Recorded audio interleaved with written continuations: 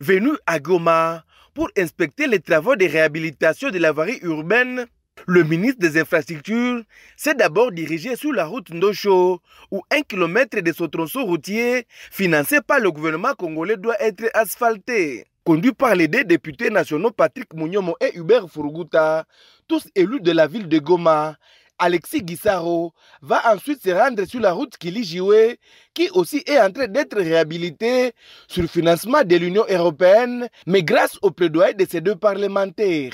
À l'issue de cette visite, le ministre Alexis Guissaro annonce la reprise imminente des travaux de modernisation de ces deux axes routiers. Tout à l'heure, nous avons été sur la RN2, ici à la sortie de Goma, sur la route vers Saké, où nous avons constaté qu'effectivement des travaux ont été effectués, mais qu'il y a un tronçon d'à peu près 900 mètres qui, pour l'instant, n'a pas été remis en état, alors que les deux côtés sont déjà réhabilités.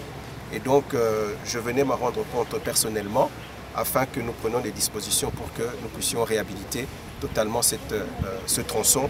Après cela, nous avons été visiter le projet Kili-Jiwe, qui va permettre effectivement de contourner. C'est comme une voie de contournement en fait, pour éviter tous les embouteillages qu'il y a en traversant la ville de Goma. Donc, c'est un projet qui avance bien.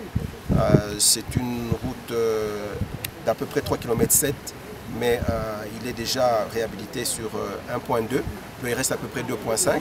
Nous avons eu un échange avec l'entreprise qui est en train de travailler sur terrain et nous allons voir comment le soutenir pour qu'il puisse achever rapidement ces travaux-là. Signalons que le ministre des Infrastructures a félicité Patrick Mounyomo et Hubert Furuguta pour leurs différents plaidoyers afin que les axes routiers Ndosho et Kili-Jiwe à Goma soient vite réhabilités, ce qui constitue une autre victoire pour ces deux députés de Goma.